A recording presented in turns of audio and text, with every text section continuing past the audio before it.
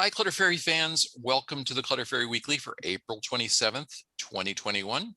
I'm your co-host, Ed Gumnick, and I'm speaking with Gayle Goddard, professional organizer and owner of the Clutter Fairy in Houston, Texas. Hi, everybody. The Clutter Fairy Weekly is our weekly webcast and podcast where we talk about all things organizing, everything you ever wanted to know.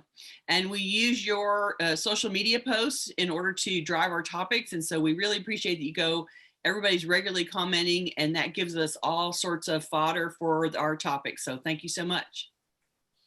If you're joining us in the Zoom meeting for the first time, you can share your comments and questions via the chat, and I'll try to make sure Gayle gets to them before we move on to another topic. You can also use the raise hand feature to let me know that you'd like to ask a question or make a comment yourself via audio or video. We're streaming the webcast live on Facebook, so you can also share your questions and suggestions there, and I'll relay them to Gayle. And during the live webcast every week, you can talk to us by phone by calling 669-900-6833. Use meeting ID 993-419-863 and password clutter to join the meeting. Okay, Gayle, let's get right to business. Okay. First, we'll follow up on last week's title. For last week's assignment, we suggested that you examine your exercise routines or recreational activities and remove obstacles that are getting in the way of fitness and fun. We want to hear from our participants in Zoom and Facebook. Who tackled the title this week? Please let us know in the comments. For me, the recreational activity about which I've been feeling kind of stuck lately is gardening. I bought plants and materials a few weeks ago, but it's been hard to find the time to do the work because there's still so much to do inside the house after our move. So this week, I took some advice that we frequently give out and I asked for help. I got Jaime's buy-in on dedicating a few hours of a beautiful weekend afternoon to clearing weeds, preparing a raised bed, and planting 3 varieties of tomatoes, some jalapeno peppers, and a few different kinds of seeds. I also removed a small obstacle to the swimming routine that I mentioned restarting recently. I'm really bad about forgetting how many laps I've swum, so I went looking for an easy way to keep track. Gayle, you're seeing me? Yeah, I can see you. So I found this fairly inexpensive doodad. It's actually a knitting counter, and it's very, sorry. Whoops, I locked it. So this is actually a knitting counter. It's designed to help you keep track of your rows as you're knitting, and it was $10 at Michael's, which is not exactly as cheap as I'd like for something that's made entirely in plastic. In China, probably. But still, it's really getting the job done, and it's still a whole lot cheaper than the electronic things that they would like to sell you to track your laps in the pool. And my main point in talking about it was it's that notion of removing a little obstacle. You know, a lot of times we let some tiny little thing like I lose track of my laps create a sort of negative feeling about the activity, about the thing we want to accomplish. Mm-hmm. And just, I spent, 10 minutes looking around online, found this. Jaime was going shopping, so I sent him to Michael's, and there we go. So, and that's a great inexpensive solution. You don't have to, you didn't have to front a bunch of money. If it doesn't work, you're only out $10. And if it does work, it gives you some relief about something that pokes at you and bothers you all the time when you go swimming. And so that's a great, clearing the obstacle, working on solutions, and you did a good job. Thank you very much. You're welcome. Lee said, I was bad working on yard and project. I was sore though. So I'm not sure if she means bad at what she was supposed to have been doing, but yes, she says yes. Okay. We'll probably get some more feedback on that, but let's go on. Let's talk about a YouTube comment. This is a tip from a YouTube viewer who goes by the nickname Wishful Thinking. Wishful writes, I worked really hard to set up a usable dining room. I made a commitment to honor that hard work, but the dining room is also my space for processing big projects, decluttering paperwork, etc. So I used that commitment to bring me back in alignment with having a clear dining room. Sometimes a project can run on for a few days. I get the room clear and back to neutral and available as soon as I can get the project completed. It helps to take photos of spaces I have reset too, since the photo can serve as a touchstone reminder of my accomplishment.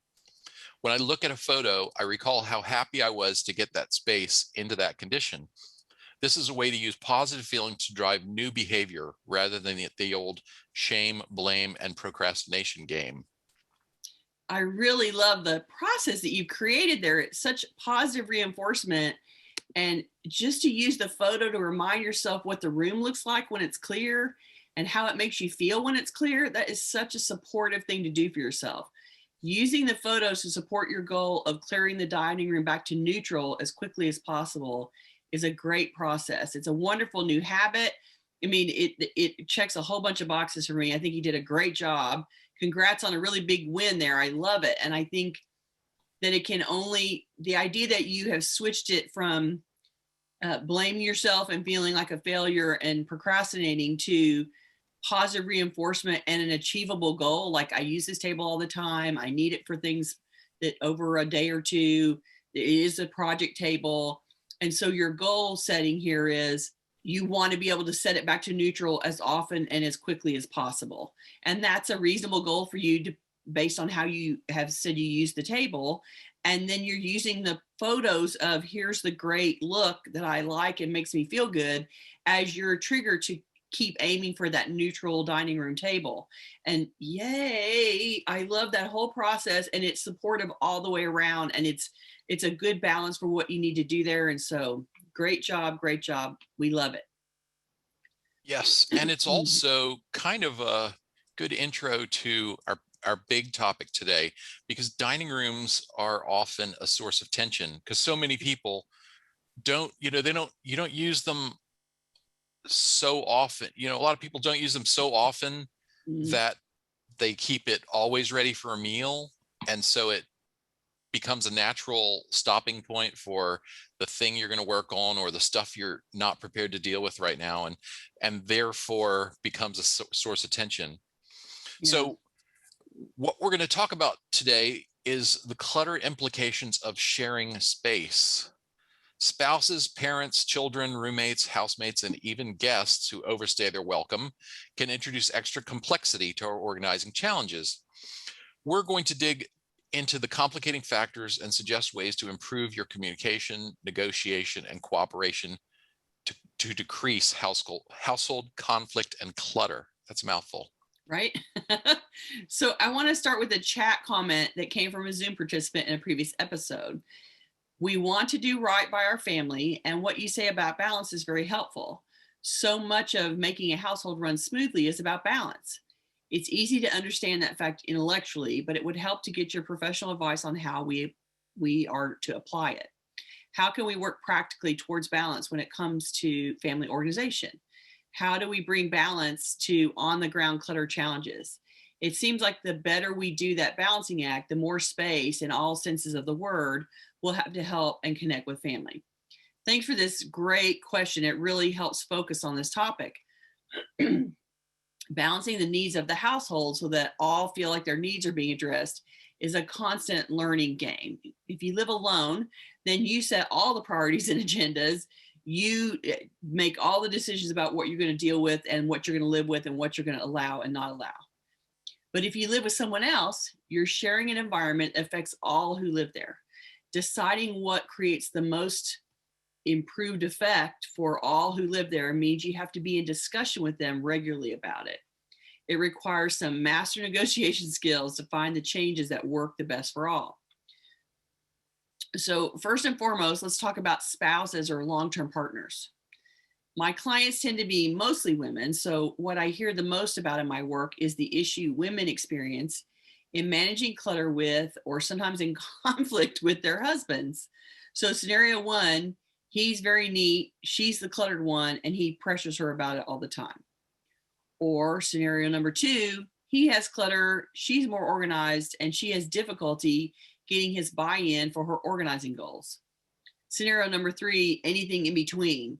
He's neat except for his one problem collection, or he's easygoing except for his pet peeve, his pet clutter peeve.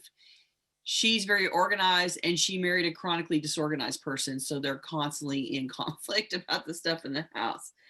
Here's an example of a client couple with this tension in their marriage. And I am anonymizing them with fake names, and we're going to call them Sarah and Ben. These 2 adults both have ADD tendencies, and they have 3 young boys. So their house is always chaos, and they're always drowning in stuff. Sarah has a hard time focusing herself, and so she cannot keep ahead of her kids at all. Ben is also a clutter bug, but with some specific pet peeves, like he wants the dining room chairs lined up perfectly with the table. He doesn't see the chaos on top of the table, but the position of the chairs make him crazy every night when he comes home from work. So this is an example of something that his parents were super, super organized. The house was always neat as a pin. His mother spent all of her time keeping the house clean. And he doesn't come with those skills, but he expects the wife in this situation to solve all those problems. Except, of course, he didn't marry his mother. He married someone who was the opposite of his mother. And so, as far as he's concerned, she's always falling short of the mark. And he participates, he contributes, because he's not as neat as his mother either. He doesn't have those skills either, really. But his sense of what it should look like is defined by what he grew up in. So his target is pretty high for her.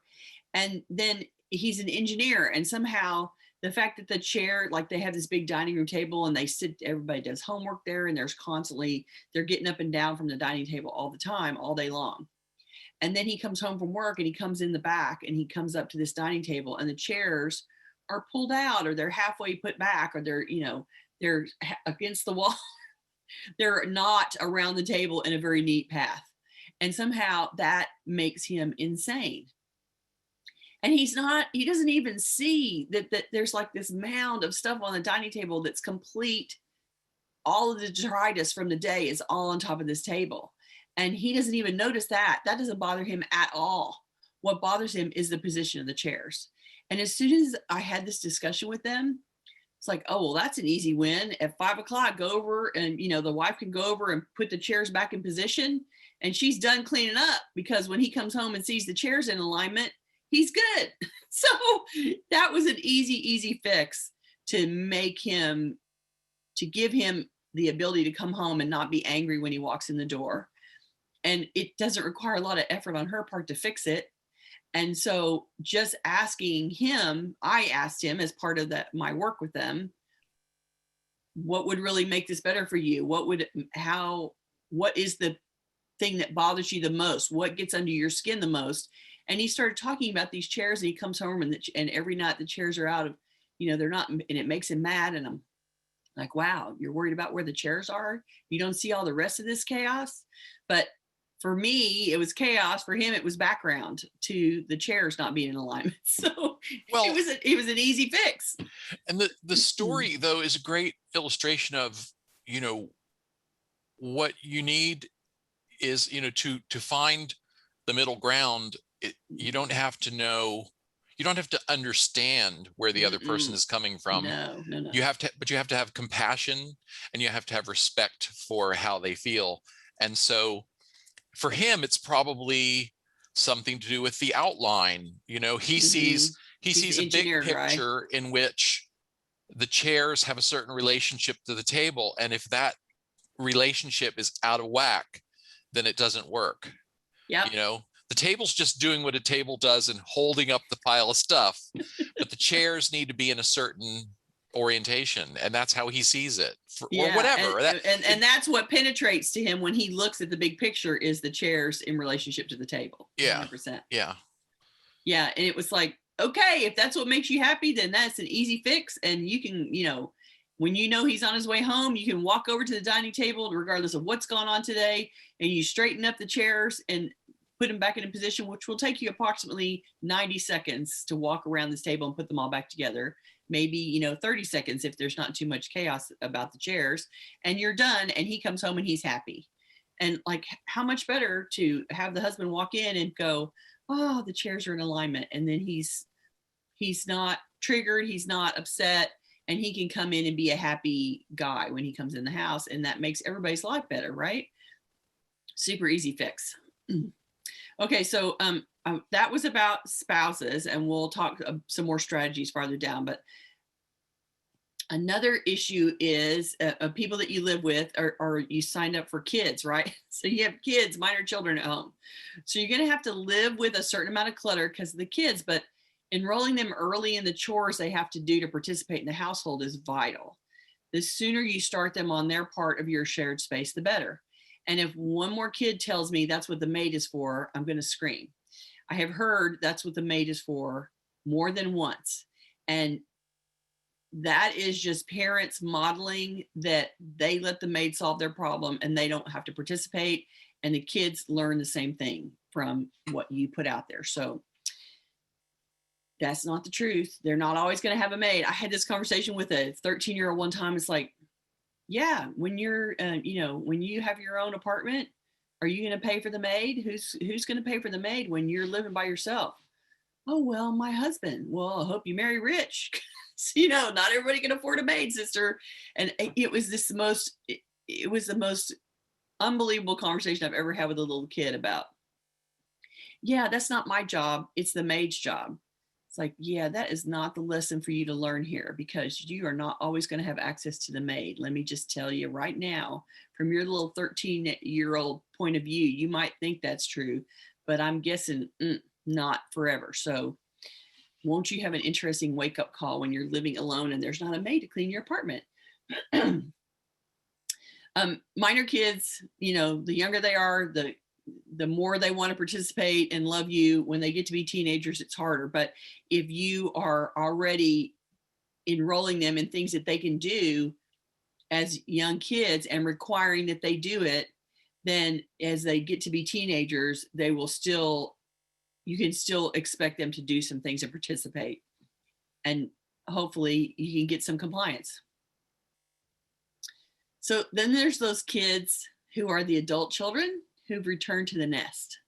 So they have tasted some independence, so they don't want to be treated like children anymore, but the temptation to let mom and dad start taking back some of the adult responsibilities is really hard to resist.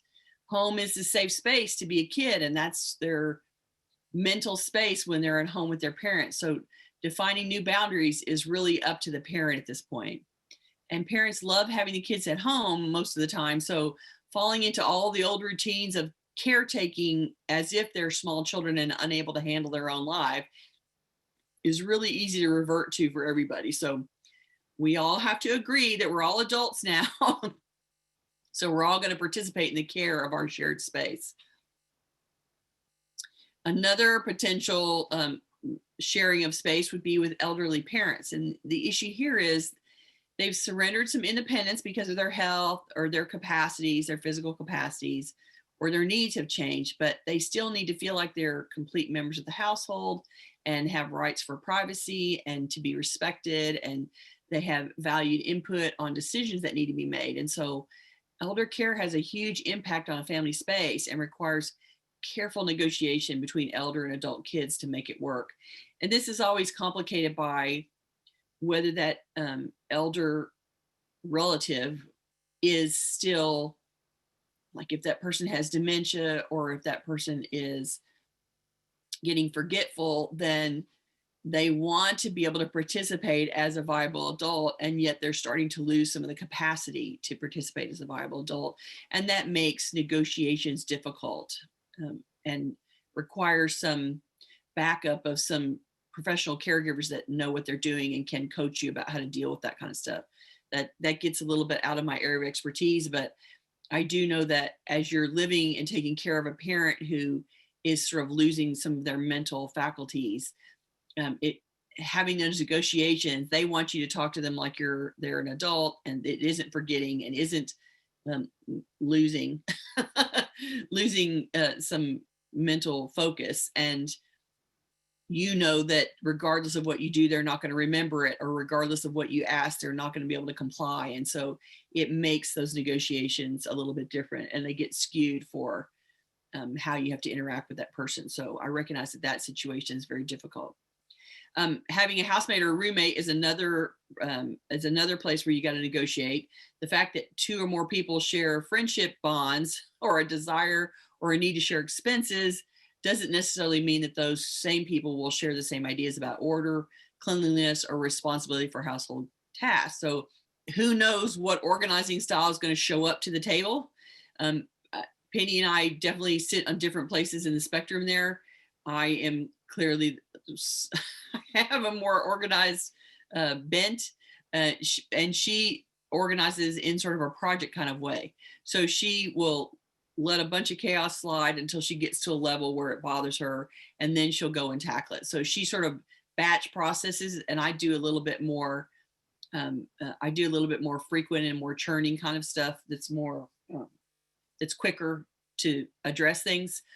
But I'm also pretty easygoing about it. And if the house was in complete chaos, I would have a problem. But I just, it's like, yeah, she's my roommate and she cooks dinner, so I'm not going to complain very much about how much gets done.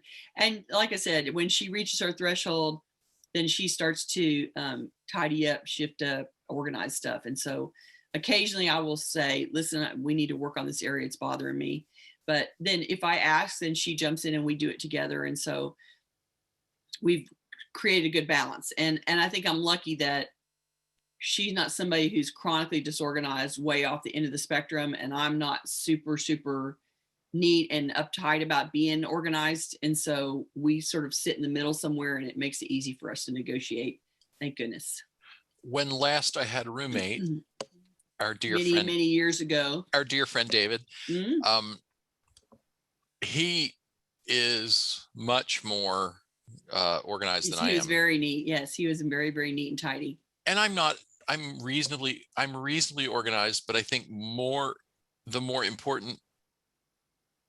more important characteristic was recognizing where I fell short of his standards and making clear to him that he should let me know if I was failing to notice something, if I was doing something that was giving him, it was tweaking him, that was bugging him. Because it's much harder, I think, on the person who is more highly organized when you're out of balance. Yes, they twitch more.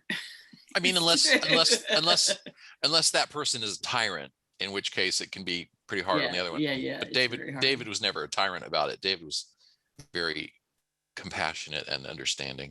Yeah, so, thank goodness. And you guys worked it out, right? Like when we always did. Was he uncomfortable? Then you guys addressed it together, and it worked. Yeah.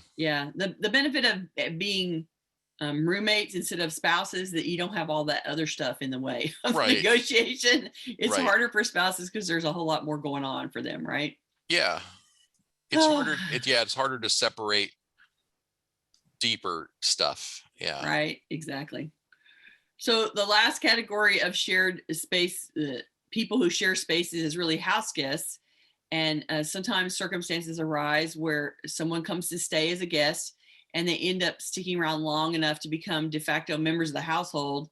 And this came to mind because we've had so many people displaced by flood around here lately.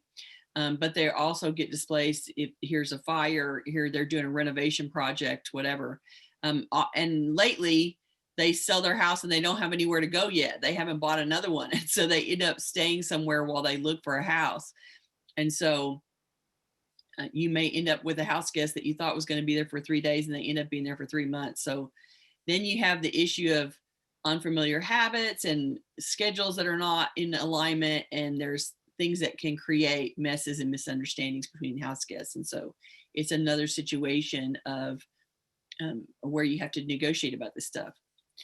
So let's talk about strategies, sort of general strategies for any kind of the relationship, any of these relationships we talked about.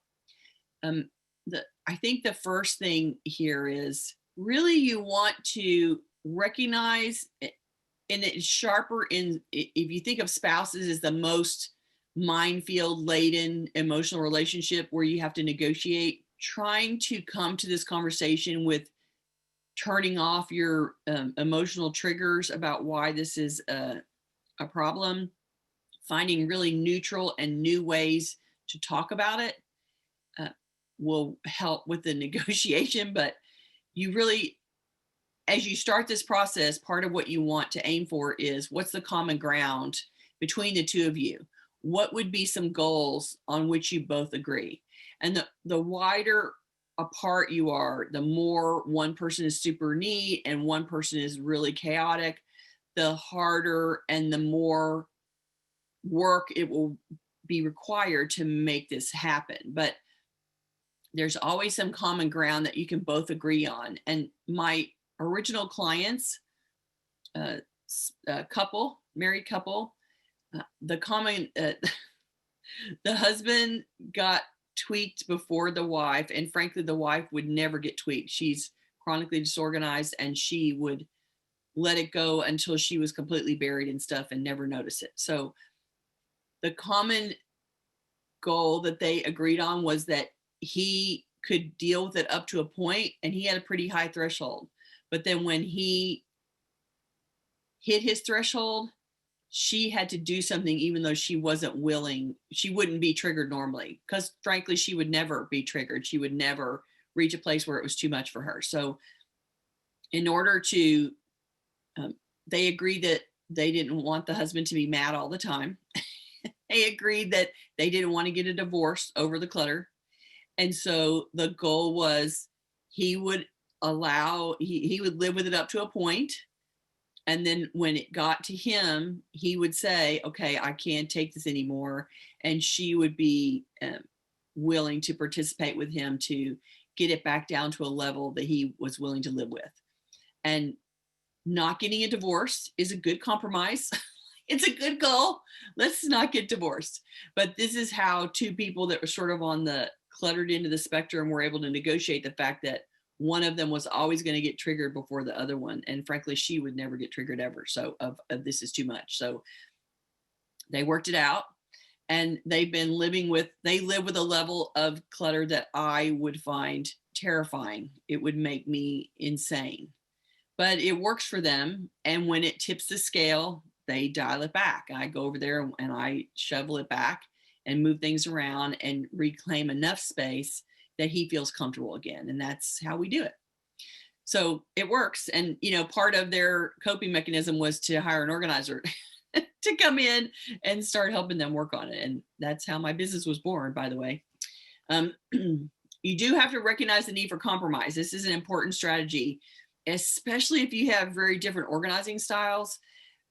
Coming up with a compromise is the most important thing. And the best way that you can get there is to ask each of you, what is the thing that makes you the most distressed? What's the thing that's poking the loudest? And that's how I start working with clients. Like, let's work in the area that makes you the most irritated, because it doesn't really matter why the chairs didn't align with the table for him, that bothered him so much. It didn't have to make sense. It didn't really matter that she didn't understand why the chairs not being in alignment, like it didn't bother her, and why should it bother him? It didn't matter. That one was something that was such an easy fix, and it relieved him mentally and emotionally so much. It made his return to home so much more comfortable and peaceful that it was totally worth fixing it. And that's a goal. Like, okay, that's something that really bothers you. That's something I can easily fix. We're going to make it the goal that I'm going to move those chairs around before you come home every day. Like, regardless of what happens to them during the day, he's not there to see it. It doesn't matter. And at 5 o'clock or 6 o'clock, she's going to go straighten up the chairs. And when he comes home, he's going to be happy. Easy fix. So you want to ask all of the participants, whatever their level, whatever their relationship in the family, what's the things that bother them? Somebody's going to say, I hate it when there's dishes in the sink. Somebody's going to say, I hate it when there's stuff on this table or things on the floor. It doesn't matter what the point is. If you can just negotiate on ways to address those things, you'll go a huge way towards, then you don't have to like anybody that's screaming, God, this house is always such a wreck, or why is this house such a wreck, is really saying, I have been triggered by something particular that gets on my nerves so much that it makes me angry and I start to flail about the house. It isn't that the whole house needs to be organized, it's that you have to find the things that bother them the most. And if you can address them, you can stop the trigger response of, ah, and then the continuous loop played tape of, this house is a wreck. I don't have the time. It's such a great, what a mess. There's some tape that you guys have been playing in your head and play, like you say the trigger word and it punches the tape, and then you guys start saying the same things back and forth to each other you've been saying for 20 years, right? And so we don't want to avoid that. We know that doesn't solve the problem. So go for the thing that makes you most crazy. I want to jump in with a comment from Anya. Okay. She says, our solution is a separate room for my husband where he can create his own mess as he likes. It is not very bad, so I can tolerate it. The other rooms and parts of the house, I am allowed to determine the level of tidy. And that's a good compromise if it works. It's an excellent compromise, yeah. Right? Have zones that, that these are the agreed upon common areas to which a high level of organization will apply, and then here's your pig pen. here's where I'm not going to say anything to you about it, right? Yeah. And that is great, because in the end, he can, if he's feeling, oh God, this is too sterile, I want to be in a mess, he can go sit in the place that feels comfortable for him, and you can just go, have a good time, honey, enjoy that. And if that allows you, if that gains his compliance in other areas, I think that's a great trade-off. And two people that live together, everybody needs to be able to be relaxed and happy, and so that's a great solution. Well, and she says it works for us because he likes tidy but does not want to put in the work in his own room, and that's that's valid. Yeah, he enjoys having an organized space, and so letting him have a little latitude on the space that is only his kind of lets him enjoy a mostly organized house. Yeah. And also his own work style, right? His own chaotic style of handling things. An excellent compromise, and I suspect that lots of people make that compromise, like, I surrender this room to you, la la la la, I don't see it, but out here in the kitchen or out here on the dining table, we're not doing that, and this is what we're going to do instead. The more neat you are, the more organized you are, the more compromise you're going to have to make, because if you're living with somebody who isn't you, then they're not going to meet your standards most of the time. So coming to a place where a level of okay that works for you and that you can maintain and the other people can participate in without lots of resentment is what you're aiming for. So like all things in marriage, there is, we compromise about all things, right? Don't surrender all of your needs. Everybody needs to, even the neat person, even the super organized person needs to get some of their needs met. So even for that person, it's important to discover what would give me the most relief, what would feel the best for me. If I have to ignore some stuff in the house, what is at the top of my list for giving me relief and feeling good about it? And advocate for that. And you'll be surprised if you can get the thing that bothers you 70% of the time, and if you can get that addressed regularly, then it'll be much easier and it'll be a lighter burden for you to go, yeah, I wish my house was like Martha Stewart, but I live with somebody who it's never going to happen, and so I'm going to live with 30% mess, but I get this thing over here that really bothers me addressed, and that's how we coexist, and I love them, and so this is our compromise, right? I want to share a comment from Deborah. She said, my late DH, dear husband, liked things organized but didn't like to do it. However, he got great amusement when I would inform him that this is the new home for X. Then he would do it, work for both of us. That is very much how Jaime and I reach compromise. Air quotes, compromise. He tells me what to do and then I do it. No, because I don't have a high level of investment in the particulars.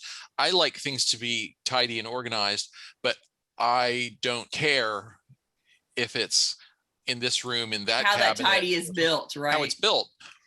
If there's a problem, I will give feedback, and I'll honestly say, I'm spending a lot of time walking back and forth to here to get this. What if we tried another spot for this? And he's great about saying, yeah, you're right. That's good. What if we got a rack like such and such, or a bin like so and so? And I say, go to it. Go shopping. Knock yourself out, right? While we're still sort of on the subject of organizing styles, yeah, Anya asked about, are you familiar with Cass Arson and the Clutterbug styles? The ladybug, cricket, butterfly.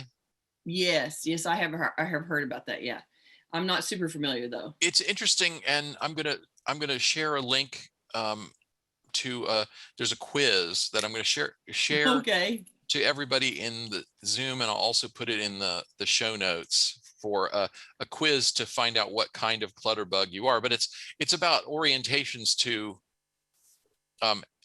how you like to have things and how you like to organize things. So it's sort of well, and there is this there's some people that like it to look pretty, but they don't actually, they want the style of a pretty house, but they don't particularly care what's happening behind the scenes. And so sometimes you'll go in a house that looks beautiful and perfectly styled and arranged, and it looks lovely. And then you start opening cabinets and closets, and it's total chaos in the closed spaces. Yeah. They just want the visual clean. They don't actually want it organized. So you have to identify what's really important to you in this choice. Is it really the look, or do you actually want some organizing function, or what your target is? And getting clear about that about yourself is super important in these negotiations. It's an interesting model I wasn't familiar with, but and the matrix is visual abundance versus visual simplicity,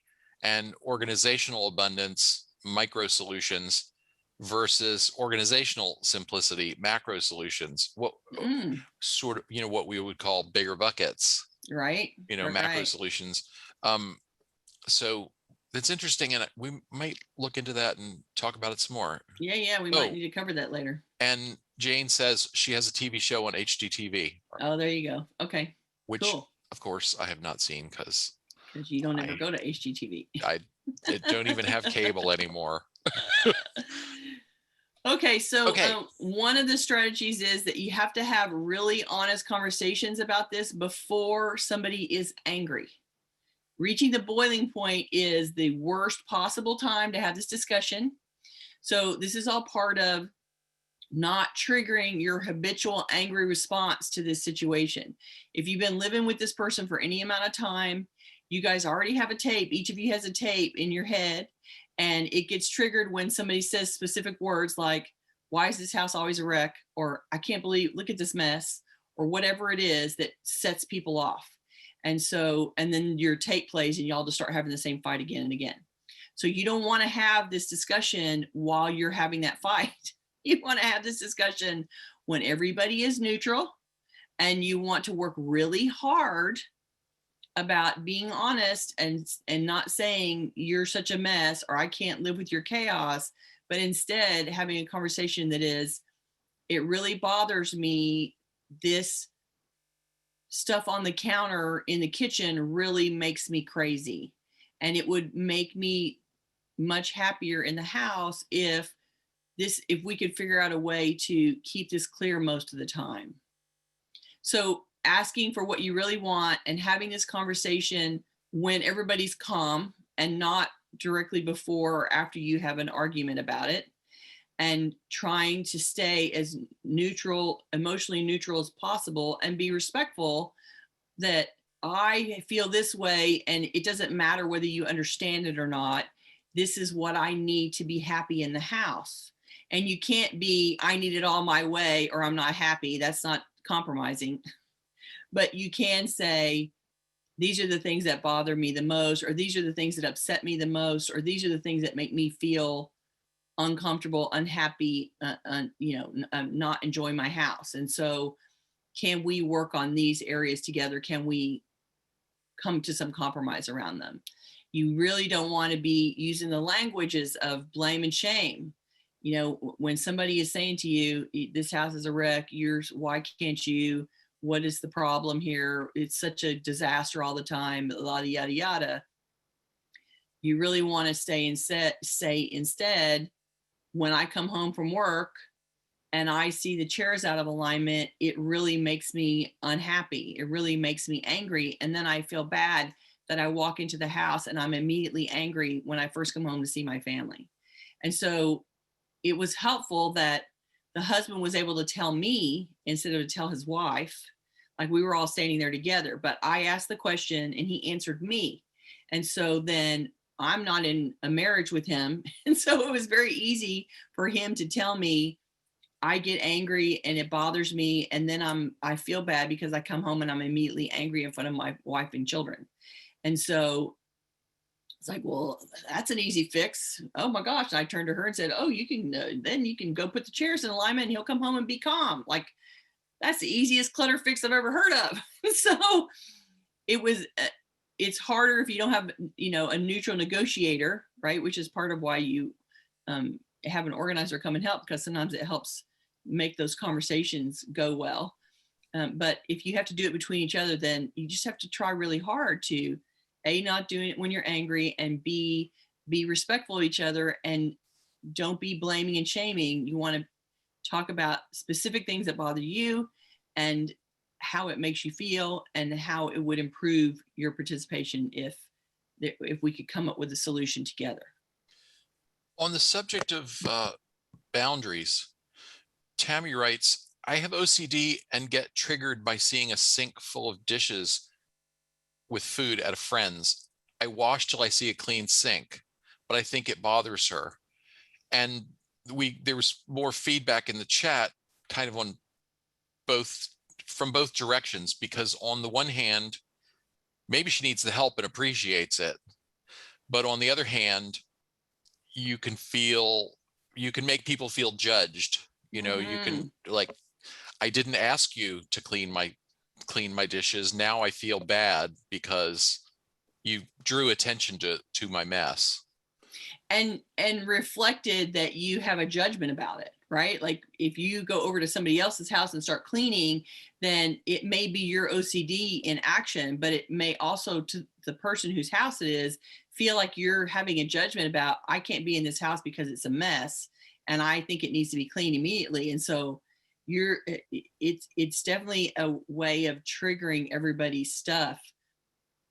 And the best thing you can do, you always came to our parties, and when the last guests were trickling out, you would say, okay, I didn't get to help cook, but you got to let me help clean up.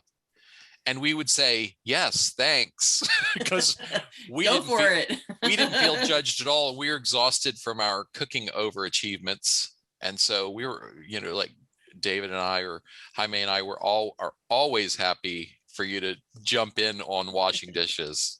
But some people aren't. And so I think you should ask. You should always ask before you pitch in at somebody else's house, whatever, no matter what it is. And I think for Tommy's situation, she has OCD, so that's that's part of what she's dealing with. It's part of what's on her plate. Right. And B, this is a friend, and so maybe they need to have a conversation where she is saying in advance, not while she's cleaning the dishes, why she's triggered and why it's a problem, and it is her OCD, and please know that I'm not making judgment about you. It is a trigger for my OCD, and I'm sorry that that's part of my mental health issues to deal with, and I am not trying to make a statement about who you are and what your house is like, it is totally my OCD acting up, and I feel like I need to, clean it. And so, can I have your permission to wash some dishes, wash those dishes while we are talking or whatever, because it will help me. And I'm sorry, I'm not trying to say anything about you, but it will help me if I do this. And are you cool with that? And if you can just get some, have a conversation while you're not actually doing the dishes, and be careful about using judgmental words. You have to acknowledge that it's your OCD response. Lots of people leave dirty dishes in the sink. It's your OCD response that has judgment about that and about what that means, and the dirty food is a problem. And that's your response. It's not everybody's response. And so you can't make her feel like she should be having your response about it. You really have to say, this is about me and my OCD. And if you're okay with it, can I do this while we're talking? And, there you go. Yeah. I want to share a great comment from Wolf, who's watching on Facebook. Hi, Wolf. Not the clutter and mess, but the attitude about it and about helping, and the lack of consideration for its effect on other household members meant the end of a 5-year relationship in my life and the person moving out. That's a really key point. It's not the stuff itself, but how people talk about it, think about it, and behave about it, and are willing to jointly address the problem. Yeah. Right. Yeah. I'm sorry that was the end result. And maybe not living with that person was the best choice for the two of you. Like, it didn't work out because you couldn't come to some kind of compromise. And, maybe you could have looked for a mediator, had somebody come in and negotiate with you, make it be different. But it sounds like if it was enough to trigger somebody moving out, then, we can't always live with everybody we meet. Yeah. There's some people that I couldn't live with, that's for sure. And, it's just, I'm sorry that it turned out that way. And maybe that was a relief for both of you, actually. Like, trying to live with each other's targets was too much of a strain. And that's a bummer. I do want to throw in about kids here. Yeah. The way that you negotiate with kids is all wrapped up in how you are as a parent, and trying to get them to have the value about, we like to take good care of our things, and we like to clean up after ourselves, and we want to share things with those that don't have the same amount of abundance that we do, and examples like that. It's an opportunity to share values. Cleaning up the house isn't just about cleaning up the house. It's also about honoring your space, creating, they don't understand as little kids, they don't have the brain power to process. When there's this much chaos, it makes me harder to make choices, live my life, be comfortable, calm down. Like, they don't recognize that chaos affects their emotional regulation. They don't understand what that means. You know what that means, but they don't know what that means. And so you can sort of talk to them about, we like to clean up over ourselves because then then it's a more restful place when we get done. Or we like to put things away because we want them to last, and we want to take good care of them. And you're the kid, and part of participating in this house is that everybody does chores, and here's your list of chores, and we're going to get you to do these things. And of course, when they become teenagers, then you have a whole nother ball of wax to deal with. But little kids in the beginning, particularly, they just want to do what their parents want them to do, and they want to follow around and do what mom's doing. And, you see all the little toddlers pushing around the fake vacuum cleaner. Like, they're just doing what you do. And so it's a good time to enroll them in the idea of, every night we do some part of dealing with the house. Every night we reset the bedroom, or we clean up the playroom, or we put today's toys away, or we pick up our dishes from dinner. And repetition, right? They have a little kid brain. And so you have to do it over and over and over to teach them. Claire on Facebook has a great comment. She says, if you make the tidy up a game, the children actively take part. Who can put away the Legos the fastest? Boxes and containers with cutout pictures of the cars, bricks, pencils, etc. help even very young children to participate in clearing up. Don't get another box out until the first one has been cleared away. It works. Right. And that's, some of that is children have the expectations that you teach them to set, and children have ideas about fun that you have modeled for them, so Mm-hmm. if you act like doing the stuff that's necessary to keep the house neat and clean is a chore, that's what they're going to Then learn. they And model it that way. if you act like this is a constructive, productive way for us to live in a beautiful space, that's what they're going to learn. And that it's about taking care of yourself, and it's about being comfortable, and they can certainly understand, depending on how old they are, you can certainly explain to them when there's a lot of stuff like this. Mommy thinks that it feels like the stuff is chattering and it's too loud, that it's distracting and it gets in the way. And if we put the things away, then I feel like I can relax. And they can understand the concept of relaxing, even they don't quite understand how that comes about. But you can certainly have a conversation about feeling differently in one kind of space versus another kind of space in language that the kid understands. And then you can make it about their comfort and their ability to relax and their ability to have fun, and make it be something they can relate to, I guess, in terms of their own environment. Yeah. Kathleen said, I had a roommate that was super tidy, but everything was filthy. For me, I was a bit messy, but everything was clean. So that was an interesting dance. Right. But then it's like, so you can clean stuff and she can neat stuff. Yeah. Right. And that's a good way to divvy up the results. Like if somebody wants the table to be wiped down every day and that really annoys them, that can be their chore, and your chore can be taking the garbage out because I hate taking the garbage out. Like, having a conversation about what you like to do and what you don't like to do. I hate vacuuming. Oh my God. Every time I run the vacuum, it just makes me angry. By the time I'm done, I don't move it around very well. I get caught in the cords all the time. I'm just not coordinated enough to make the vacuum cleaner run easily. And so it just annoys me to no end. And Penny's like, yeah, vacuum. Da, da, da, da. So she does the vacuuming because it makes me insane. I unload the dishwasher because that makes her insane. So, you can just go, yeah, these are the ones I hate to do. And these are the ones that I'm okay doing or I don't care about doing. And let's divvy them up and see if we can, assign the chores that way. You may be surprised. I get so irritated about the vacuuming. I can't imagine anybody else isn't bothered by it. But of course, millions of people are not bothered by it. It's just me.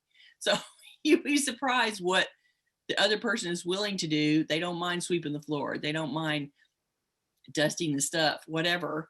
You can divvy those chores up and see that the things that make everybody the most annoyed gets addressed first, and what things you might collectively be willing to let slide, both of you, so that you can have more relaxation time. Totally a negotiation, but if you have a conversation about very specific pieces, you will be surprised what kind of solutions you can come up with. And we're close to time, so we probably have to go to the tittle. Yeah, let me make a couple quick announcements, and then I'll come back to you for the tittle.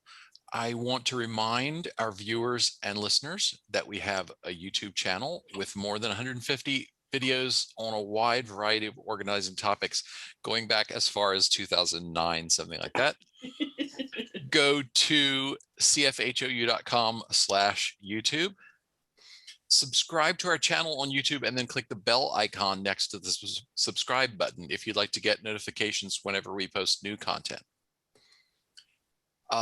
I also want to remind everyone that we'll be back next week, Tuesday, May 4th, 2021 at noon US Central Time, live in Zoom and streaming on Facebook. We're going to talk about usual and unusual organizing tools. And so we're going to do a little product parade next week. Yeah, so we hope you'll tune in for that. Okay, let's get to the tittle. Okay, so this week's tittle is called Get Everyone on Board. The assignment is to engage another member of your family or household in an organizing task or project. For example, one of the Zoom participants mentioned needing her husband to make decisions about a vinyl record collection to which he never listens, but which is taking up a lot of storage space.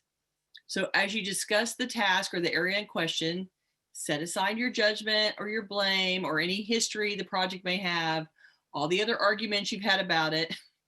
Focus instead on things on which you can agree and on constructive ways to move forward, such as improving your communication about the stuff, how you use your home, and your shared roles in caring for the space, learning more about and accommodating each other's different tastes, habits, and organizing styles, clearly communicating your needs about organizing to the family member or housemate in question, and aim for a concrete set of steps that addresses each of your most annoyed trigger area, the thing that bothers each of you the most.